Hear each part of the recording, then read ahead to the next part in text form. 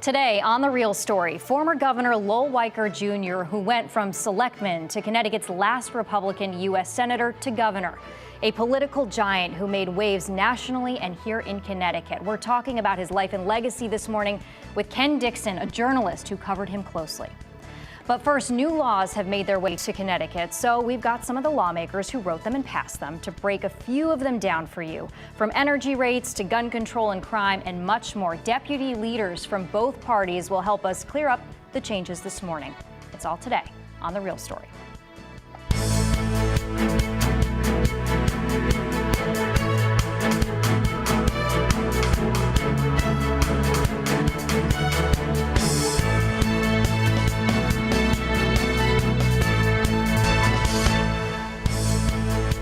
Good morning, and thanks for joining us on The Real Story. I'm Jenn Bernstein. Well, July means new laws here in Connecticut, and here to talk about what's changing here in the state as of yesterday, July 1st, we have Deputy Republican Leader Senator Ryan Fazio from Greenwich and Deputy Democratic Leader Senator Matt Lesser from Middletown. Thank you both so much for being here today. Thanks for having us. Great to be with you. So you guys, busy session's over, but I'm sure catching up on sleep. I can Always imagine. busy. I know, I can imagine. Okay, let's talk about some of the laws that went into effect yesterday, because this is Saturday. Obviously, we're taping right now a little bit earlier or later in the week. But I want to start with cannabis.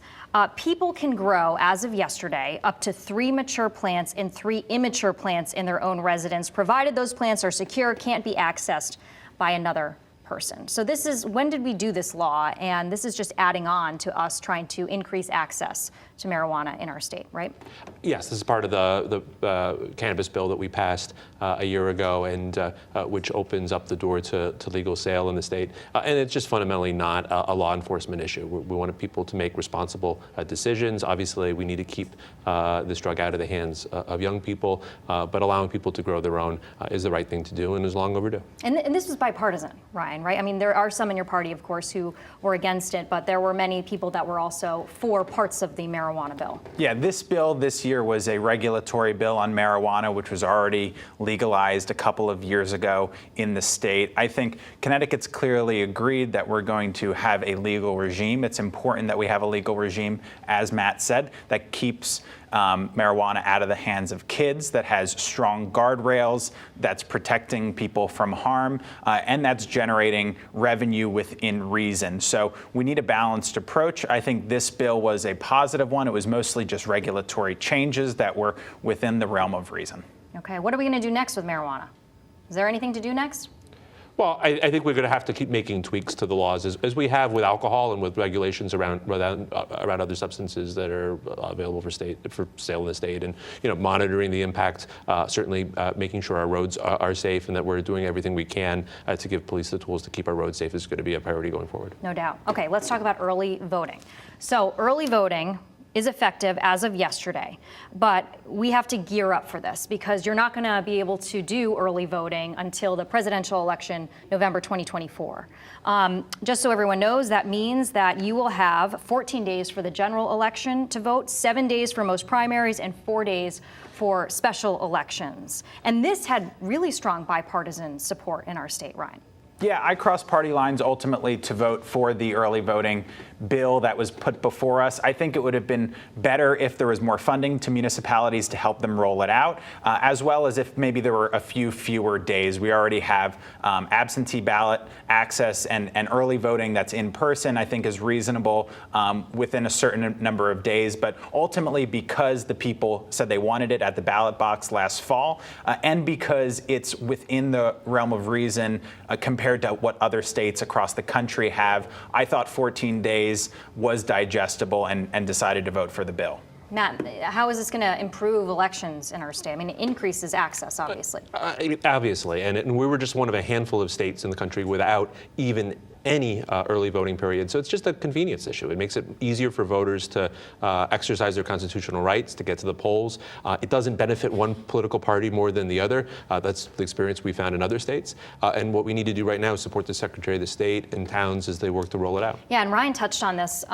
Towns now have to figure out how to do this. So the state is providing funding, I know, to be able to help them gear up. But what are some of the challenges that towns and municipalities are going to face as they try to navigate this new realm. They're going to have to figure out how many polling places to set up, and then it's just a logistical and staffing issue, and we're going to work with them on it. We've got some time. As Ryan mentioned, it's not going to be until 2024, the general election, so we got a little bit of time to work with the towns to come up with plans to roll it out, and I think it will be a success, as it has been just about everywhere else in the country.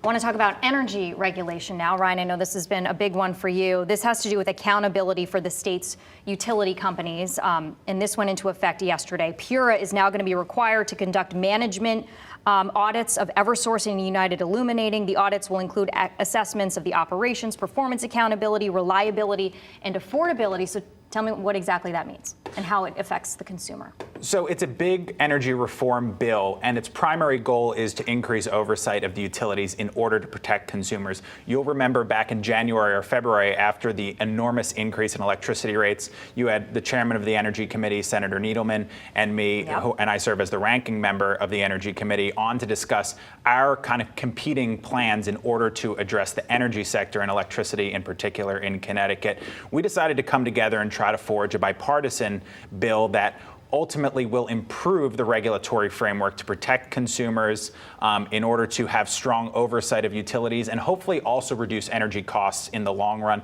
That was part of my proposals, that we can incorporate in all of the above clean energy strategy in the state that has wind, solar, but also nuclear and hydro treated on a fair playing field. We also need to make sure we have strong oversight through PURA of our utilities in the state to ensure that the level of service that we're getting for everything we're paying for is better. I don't think we're getting the best deal possible before this bill, but hopefully this will move us in the correct direction. Matt, do you have a comment on PURA? And I know people, consumers, people in Connecticut, they want more accountability, especially after the last several years. Absolutely, and there's not an issue that I've heard more of from constituents than just outrage over high electric rates, high utility rates in general. And when you talk to employers, in particular manufacturers, it's one of the biggest challenges to doing business in the state is our high rates. So it's strengthening PURA's ability to question potential rate increases, and also tell the utilities, no, you can't get your costs recovered for your lobbying expenses or your charitable donations.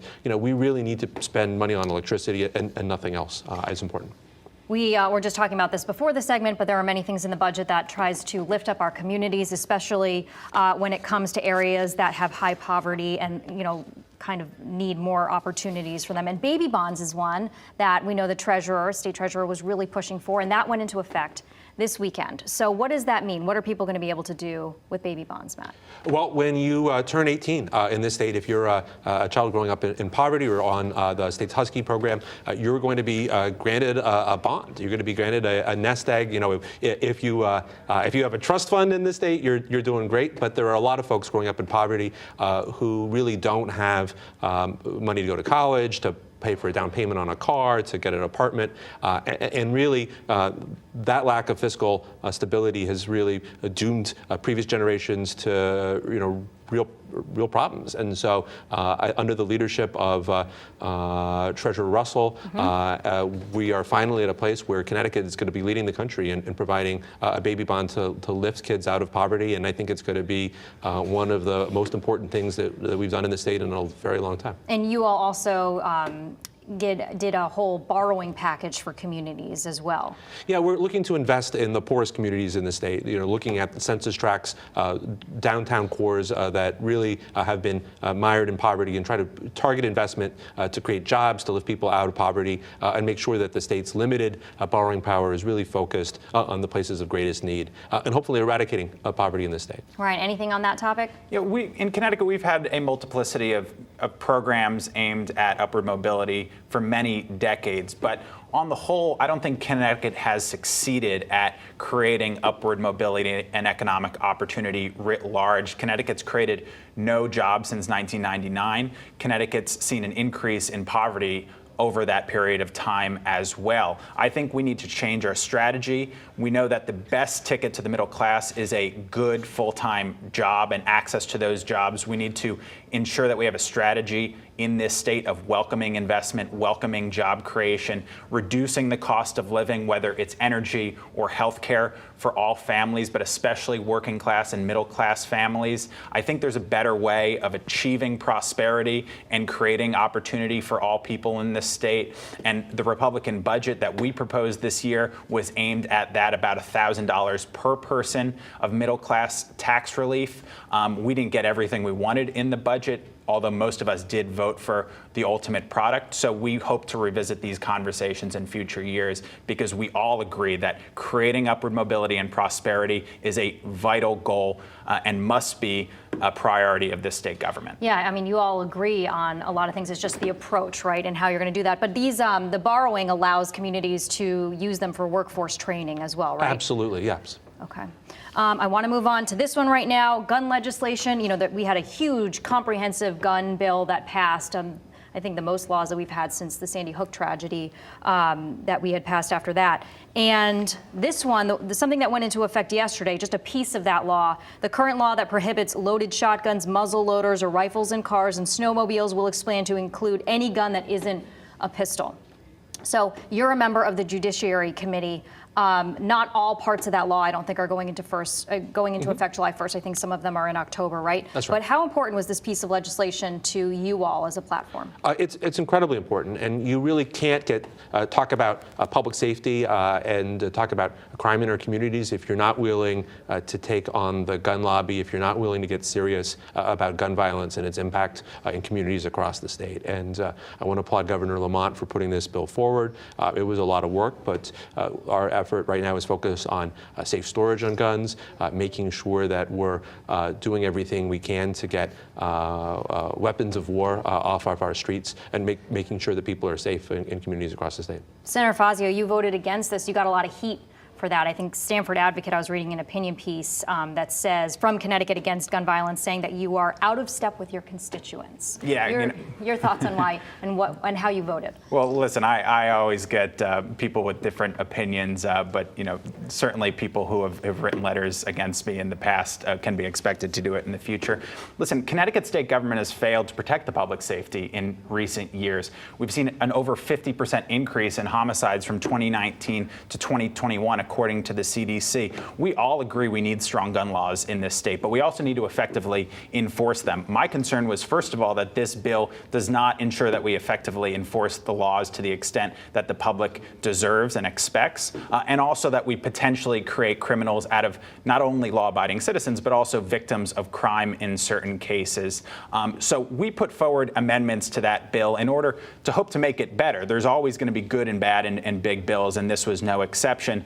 But I put forward amendments to ensure that we can proactively take illegal guns off the street, that we can support school resource officers, and also that we can strengthen our background check system. So I hope that in future years, those types of proposals actually can make it into the law. Again, I appreciate the intention of people who are raising this type of legislation, but Connecticut hasn't been doing an effective job in years past of actually enforcing its gun laws, and I want to make sure that we do that, and those amendments were in order to achieve those goals. I just think it's a common sense issue that if someone is purchasing more than 3 guns a month, that maybe we want to take a look at them. That that if somebody has a gun that's stolen or reported missing, that they should let the police know so that we can crack down on illegal gun sales and stolen weapons. This bill was all about common sense reforms, about making every community in the state safer. And I'm glad we were able to build some bipartisan support, but I just wish we could do more to take on the gun lobby and the most extreme voices that are really standing in the way of common sense safety reforms. Respectfully, I also think it's common sense that we have proactive policing to take hundreds of illegal guns off the street, which consent searches were, and that amendment was voted down. That we fund school resource officers, that amendment was voted down, and that we strengthen our background check system, that amendment was voted down. The state government hasn't been able to keep us safe in recent years, and I think just kind of trusting whatever next proposal that is raised by the same leadership of state government, while we've had a 50% increase in homicides over the last few years, it does not pass muster for me. So I do think there's a better way of doing this. Okay, well, guess what? There's going to be another legislative session where you all can hash it out once again. Senator Fazio, Senator Lesser, thank you so much for coming on The Real Story and talking about some of these new laws that are going into effect this weekend. Thanks, so much. Jen. Okay, so take a look at your screen right now. You can scan a QR code that we have. It's going to come up, I promise. Maybe not. There it is. You can find more details on some of the biggest changes to Connecticut law that were enacted on July 1st. We've got that right on our website and our news app, along with our continued legislative coverage of the issues passed and the proposals that impact you. So check that out.